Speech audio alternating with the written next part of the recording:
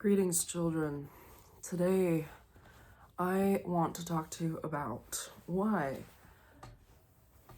everything's fine, everything is okay, and everything's gonna be okay. And now, this will be a conversation about politics. This will be a conversation about you. This will be a conversation about your role when it comes to dismantling the oligarchy. Here's what I know. Oh yeah, and as a disclaimer, I'm not saying that everything is fine and nothing needs to change. That's not the point. The point is that there is no real benefit in you psychologically torturing yourself or physically torturing yourself, reading headlines that are meant to disturb you and reading and consuming content that is meant to take you off the right path. And the right path, in my opinion, is the path of self-righteousness and self-justice and justice for the world, justice for your life, justice for the lives of other people. So this is not a conversation about don't do anything, everything's going to be fine, Daddy Trump has us covered. No, this is a conversation about how true revolution starts at the source, and the source is you. True revolution happens when you are willing to plant the seed for your own personal growth and your own personal change and your own personal self-care. And a person who cares for themselves does not scream at other people or scream at themselves, like having a visual battle, content battle with people on the internet. And that's kind of the point. The point is that you do yourself a disservice when you don't take notice of the root of the problem. And the root of the problem is us, The way that these things start is ingrained in the collective for many, many years, hundreds of years. And it has pieces that we may not have necessarily been a part of, but that we are reaping the consequences of. And those consequences are the lack of education. The consequences are radicalization. The consequences are fear, are resisting change, resisting the internal struggle that precedes the political struggle. I'm reminded of Maslow's hierarchy of needs. And I don't think politics are up there. Maybe they are, but my point is that when you are fighting a battle up here, but down here has a weak ass structure where you're building your freaking walls out of styrofoam, you are not setting yourself up for the actual change that is the higher level social levels of change and levels of needs that we as humans have. And it's not that it's a bad thing to chase after those things if you don't have a steady foundation. But that steady foundation is what's going to let you participate in political revolution or political conversations without feeling like your sense of security is being threatened, without feeling like me as a person, I am now under direct physical threat. My body is under direct physical threat and something needs to change. And I need to go out and attack these things. And I really, truly believe that is where most of you are coming from. That most of you feel you see these huge political issues, these huge governmental changes and shifts, and you want to go out and change them immediately. And girl, me too. But if we look at the Republican coup of America, and would you even truly call it that if MSNBC didn't say that, or whatever fucking, media, whatever didn't say that? It's all a form of sensationalism, where the sensationalism is on purpose, and the sensationalism is where you get wrapped up in the fear, in the what's going to happen to me, what's going to happen to the people I love, what's going to happen to this country. But your physical needs are barely really even being met, where you are not taking care of your body, you're not taking care of your soul, you're not taking care of your spirit, you're not taking care of your mind or your emotions, and you go out and you think about these things and you wonder why it feels like an entire crushing threat on your entire life. And I need to say that for me, like, the main thing that I see this on is like Reddit. I mean, personally, I'm not on other like social media sites as I am with Reddit, because it's like a, you know, like a literal website. You don't need an account to scroll it anyway. But it's, and you know, Reddit is like, you know, characterized as a cesspool of people like shouting back and forth at each other, and it's only one type of person that's on there. But I don't really believe that, because I think that, you know, everybody deserves to not feel like their thoughts are a cesspool, even if it is like is, you know, shouting back and forth at one another, at people who truly don't have much difference but are like, you know, opposed or whatever, or just, okay, I'm going off topic here. Anyway, so look, here's what I know. America has been an oligarchy for much longer than today, or much longer than a month. America has been an oligarchy when the corporate profits started taking priority over human life, over American freedoms, over American well-being. And we only really started calling it a coup or calling it a true oligarchy when we saw tech billionaires at Trump's inauguration. Now, tech billionaires have been in the pockets, and not just tech billionaires, you know, oil billionaires, other corporations, anyway, they've been in the pockets of politicians for a long ass time. They're in the pockets of liberal politicians. They're in pockets of like governors who claim to support California's freedoms, we'll just say, and yet will, you know, it was this, what I'm referencing right now is the Newsom minimum wage Panera Bread debacle, where there's like a stipulation in the amendment or whatever it is that's being passed that if a restaurant doesn't have a bakery in it, or does have a bakery in it, they're exempt from this new minimum wage law or tax law. I don't particularly remember. And that's what I'm talking about, is that there is corporate greed that is happening and has been happening in politics for years and years and years. And the thing is those things have been able to fly under the radar because the oligarchy or the true motivations of those people have not really come into light the same way that Trump has allowed them to come into light, because Trump's blatant, like, you know, stupidity, I don't know, just, you know, blatant kind of disregard for true American politics, which is freedom of speech, freedom of religion, freedom, period, is what's making us sort of criticize this in a much, much lighter light. And I just think that for me, it shouldn't really be about that. Because it shouldn't take you overriding your physical needs, your physical wants, your mental needs, your spiritual needs for you to go and exact change in the world. And I truly, truly believe that the way that we get to the point of massive momentum is slow change.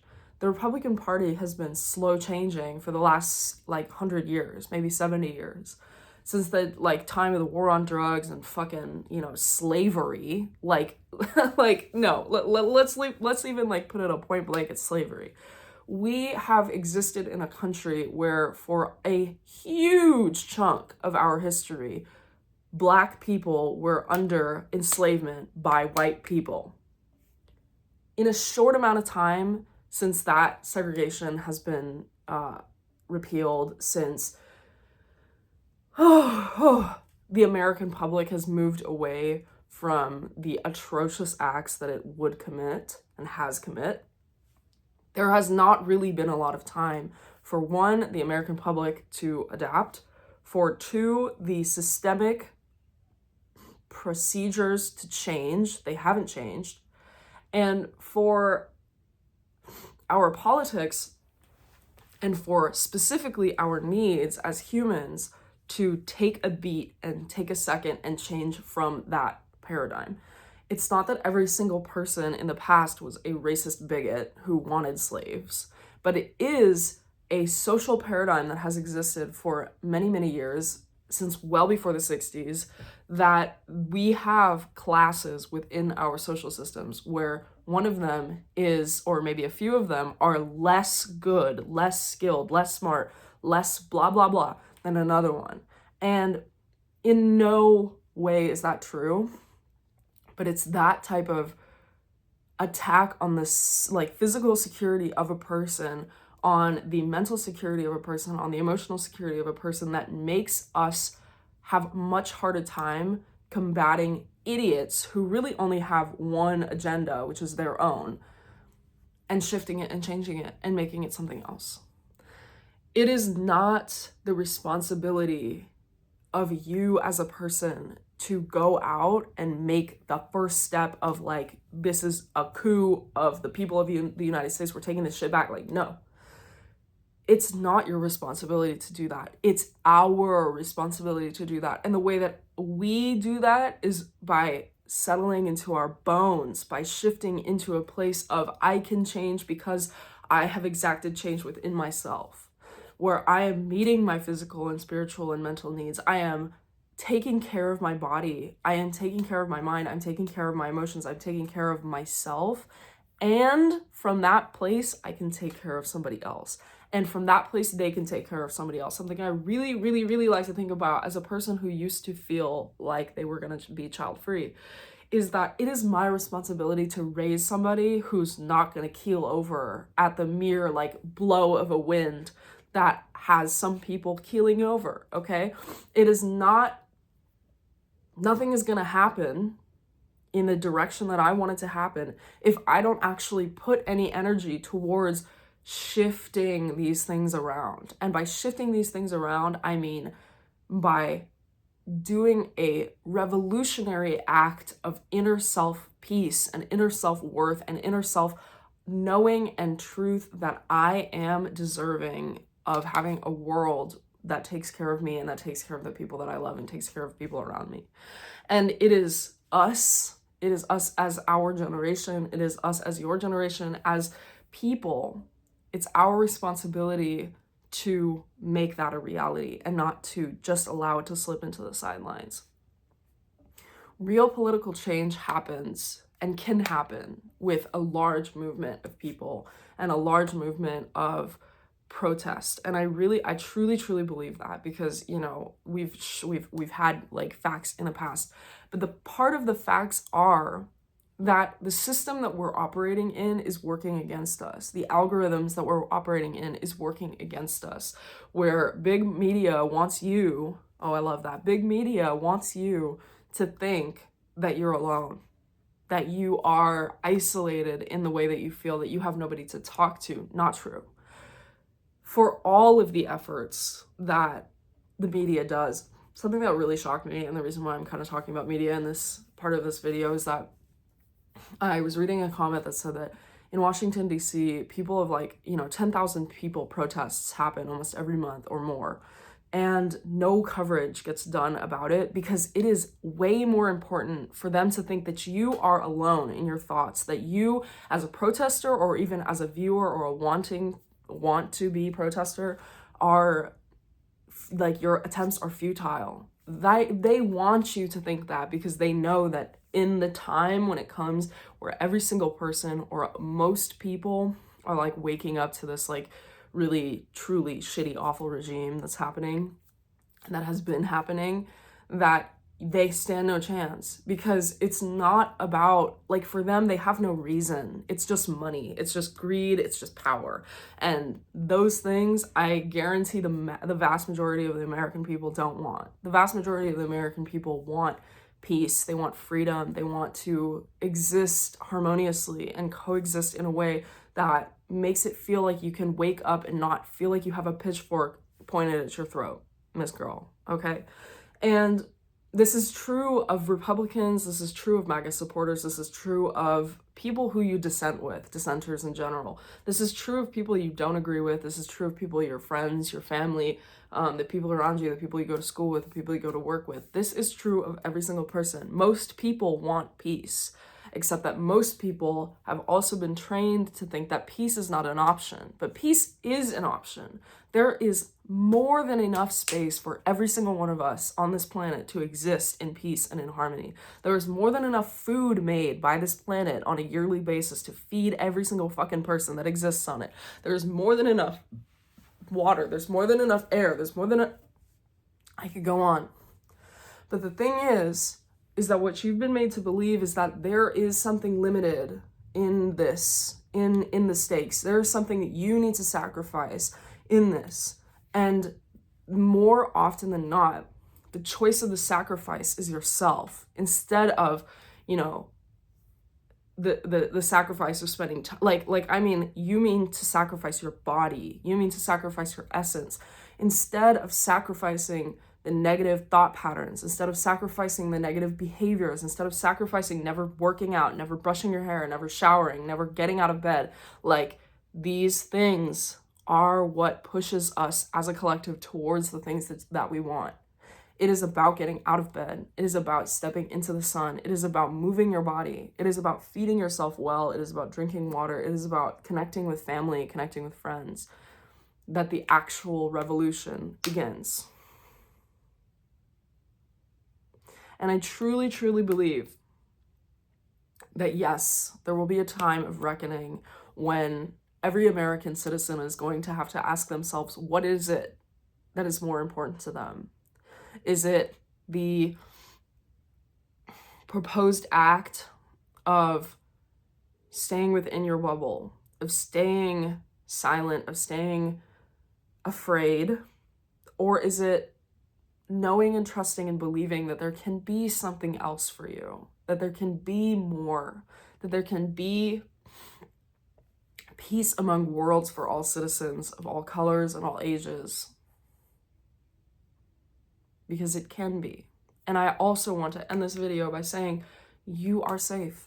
You, your body, your mind, your emotions, your spirit, your physical being, you are safe. You are not under physical threat right now. You are not under mental or political or spiritual attack right now. No. You are allowed to take moments, even in times of crisis, you are allowed to take moments to breathe, to center yourself, to ground yourself, to feel your feet on the ground, and to understand that this too shall pass, but this too is a part of a scheme that will continue to evolve as life goes on. We are not the end-all be-all. We are parts of a puzzle that fit together perfectly and magically and wonderfully and beautifully to create a wonderful tapestry, a mandala of love and beauty and peace and abundance and acceptance and just justice for all people. When you choose to make change in yourself, you choose to make change in the world. When you choose differently, you choose differently for the world. You are making change. You are a change maker. You are a part of this. You are not separate. We are all one. I love you so much. God loves you. The universe loves you. You are loved. Period. You're loved. Thank you so much for being here. Thank you so much for watching. I love you so much. Have a great day.